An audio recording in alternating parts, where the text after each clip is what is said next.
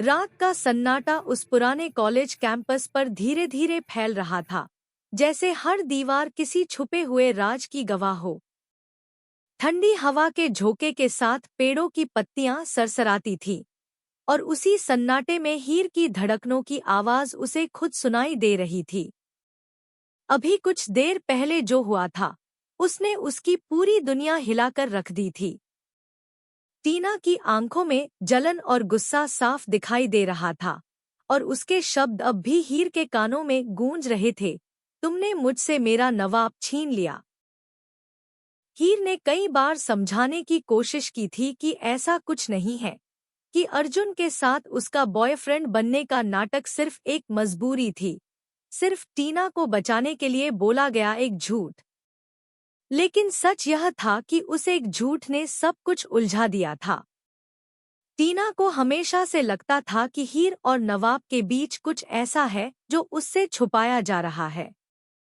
और अब जब उसे शक हो चुका था, तो वह रुकने वाली नहीं थी।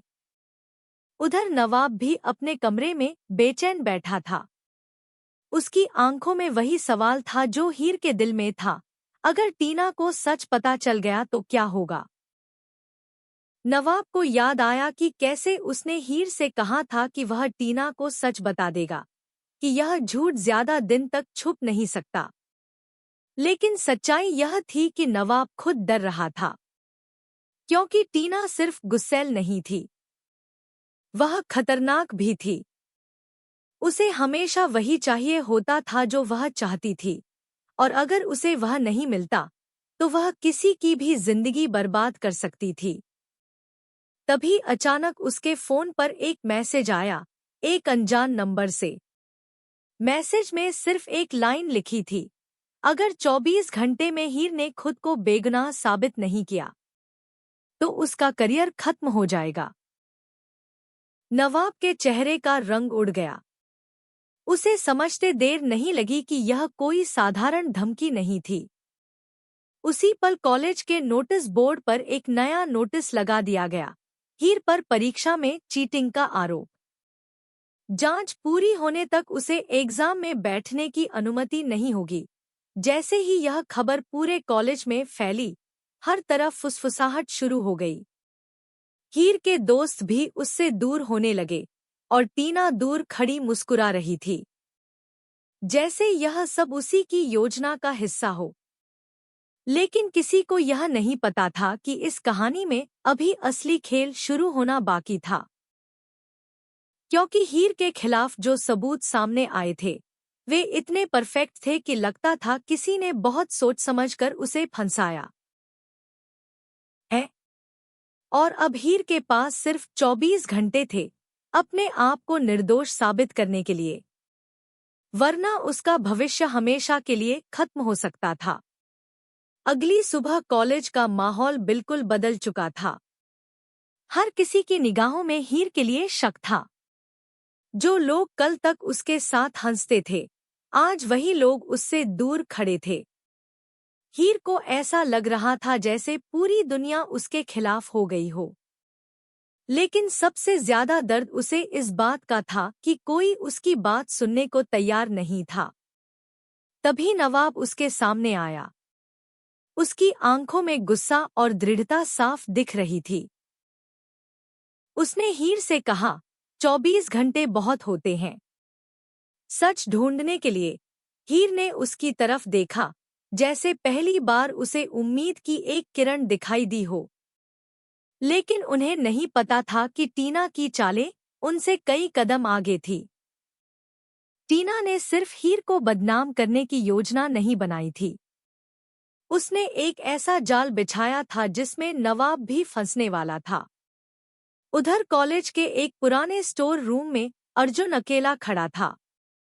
उसके हाथ में एक पेन ड्राइव थी, वही पेन ड्राइव जिसमें वह असली फुटेज थी जो साबित कर सकती थी कि हीर ने कोई चीटिंग नहीं की। लेकिन अर्जुन की आंखों में डर था, क्योंकि उसे धमकी दी गई थी, अगर उसने यह फुटेज किसी को दी, तो उसका राज भी सबके सामने आ जाएगा। दरअसल अर्जुन भी इस खेल का हिस्सा बन चुका था, लेकिन अपनी मर्जी से नहीं। उसे मजबूर किया गया था और वह जानता था कि इस सब के पीछे कौन है।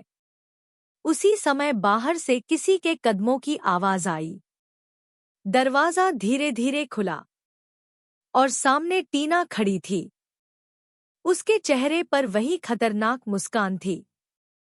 उसने अर्जुन की तरफ देखते हुए धीमी आवाज में कहा, तुम सच बताने का सोच भी कैसे सकते हो? अर्जुन के हाथ कांपने लगे। टीना ने उसकी तरफ बढ़ते हुए कहा, अगर यह पेन ड्राइव किसी के हाथ लग गई तो सिर्फ हीर नहीं, तुम भी बर्बाद हो जाओगे। उधर नवाब और हीर कॉलेज के सीसीटीवी रूम में पहुंच चुके थे। उन्हें उम्मीद थी कि वहां से कुछ ऐसा सबूत मिल जाएगा जो हीर को बचा सके। लेकिन जब उन्होंने फुटेज देखी तो दोनों के पैरों तले जमीन खिसक गई। स्क्रीन पर साफ दिख रहा था कि परीक्षा शुरू होने से पहले हीर ही वह फाइल अपने बैग में रख रही थी। वही फाइल जिसे चीटिंग का सबूत बताया जा रहा था। हीर की आंखों में आंसू आ गए। उसने कांपती आवाज में कहा, मैंने ऐसा कुछ नहीं किया। लेकिन फुटेज के सामने उसकी बात पर कौन विश्वास करता? तभी अचानक स्क्रीन ब्लिंक हुई और 1 सेकंड के लिए दूसरी फुटेज दिखाई दी, जिसमें कोई नकाबपोश व्यक्ति हीर के बैग में कुछ रख रहा था। लेकिन इससे पहले कि वे उस फुटेज को ठीक से देख पाते, सिस्टम अचानक बंद हो गया। कमरे की लाइट भी चली गई और अंधेरे में किसी की धीमी हंसी गूंजने लगी। नवाब ने तुरंत टॉर्च ऑन की, लेकिन वहां कोई नहीं था। सिर्फ एक कागज टेबल पर पड़ा था। नवाब ने उसे उठाया। उस पर लिखा था। हीर की सांसें तेज हो गई। अब उसे समझ आ गया था कि यह सिर्फ एक साजिश नहीं, बल्कि एक खतरनाक खेल है, जिसमें हर चाल पहले से तय की गई है।